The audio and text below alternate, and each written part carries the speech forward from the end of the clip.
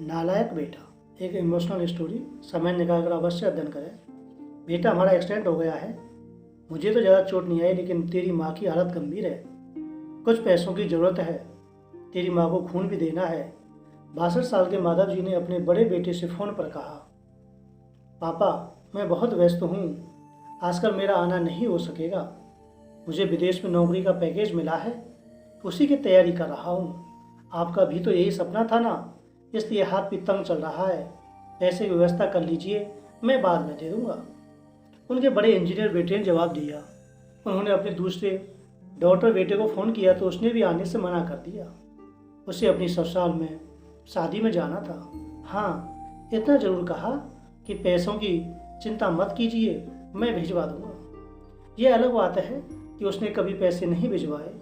उन्होंने मायूसी से फ़ोन रख दिया। अब उस नालायक को फ़ोन करके क्या फ़ायदा, जब ये तो लायक बेटे कुछ नहीं कर रहे, तो वो नालायक क्या कर लेगा। उन्होंने सोचा और बोझिल कदमों से अस्पताल में पत्नी के पास पहुँचे और कुर्सी पर ढेर हो गए। पुरानी बातें याद आने लगीं।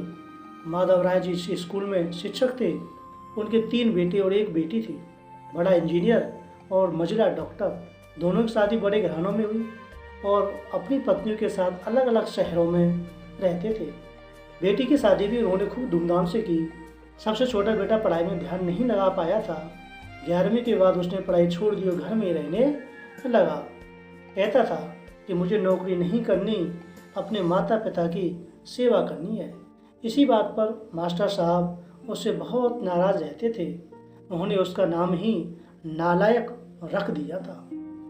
दोनों बड़े भाई पिता के आज्ञाकारी थे, पर वह गलत बात पर उनसे भी बहस कर बैठता था। जो छोटा बेटा था, इसलिए माधव जी उसे पसंद नहीं करते थे। जब माधव जी रिटायर हुए तो जमा पूंजी कुछ भी नहीं थी। सारी बचत दोनों बच्चों की उच्च शिक्षा और बेटी की शादी में खर्च हो गई थी। शहर में एक घर, थोड़ी ज़मीन और गांव में थोड़ी सी ज़मीन थी।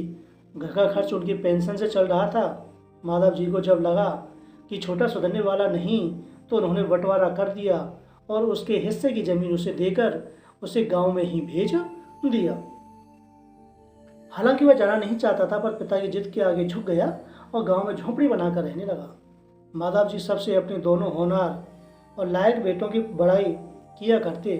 उनका सीना गर्व से चौड़ा हो जाता, पर उस नालायक का नाम भी नहीं लेते थे। 2 दिन पहले दोनों पति पत्नी का एक्सीडेंट हो गया था।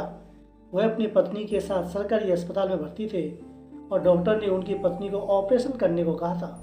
पापा पापा सुनकर तंद्रा टूटी तो देखा सामने वही नालायक खड़ा था।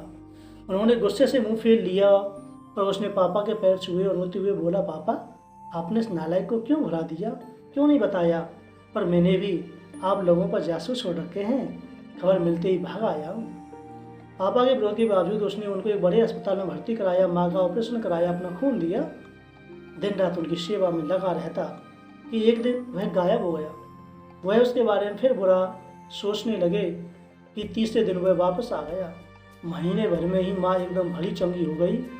वह अस्पताल से छुट्टी लेकर उन लोगों को घर ले आया। माधव जी के पूछने पर बता दिया यह खैराती अस्पताल था, पैसे नहीं लगे। घर में नौकरानी थी ही। वह उन लोगों को छोड़कर वापस गांव चला गया। धीरे धीरे सब कुछ सामान्य हो गया। एक दिन यूं ही उनके मन में आया कि उस नालायक की खबर ली जाए, वो क्या कर रहा है। दोनों जब गांव के खेत पर पहुंचे तो झोंपड़ी में ताला लगा देखकर दोनों चौंके। उनके खेत में काम कर रहे आदमी से पूछा तो उसने कहा कि ये खेत मेरे हैं। अब क्या? पर यह खेत तो उन्हें बहुत आश्चर्य हुआ। हाँ, उसकी माँ की तबीयत बहुत खराब थी, उसके पास पैसे नहीं थे, तो उसने अपने सारे खेत बेच दिए। वह रोजी रोटी की तलाश में दूर से शहर चला गया है। बस ये झोंपड़ी उसके पास रह गई है, यह रही उसकी चाबी। उस आदमी ने कहा कि वह झोंपड़ी में दाखिल हुए तो बरबस उस नालायक की याद आ गई। टेबल पर पड़ा लिफाफा खोलकर देखा तो उसमें रखा अस्पताल का 9 लाख का बिल उनका मुंह चढ़ाने लगा। उन्होंने अपनी पत्नी से कहा, जानकी, तुम्हारा बेटा नालायक तो था ही, झूठा भी निकला। अचानक उनकी आंखों से आंसू गिरने लगे और जोर से चिल्लाए, तू कहाँ चला गया नालायक? अपने पापा को छोड़कर एक बार वापस आ जा, फिर मैं तुझे कहीं जाने नहीं दूंगा। उनकी पत्नी के आंसू भी बहे जा रहे थे और माधव जी को इंतजार था अपने नालायक बेटे को अपने गले से लगाने का। सचमुच वह बहुत नालायक था।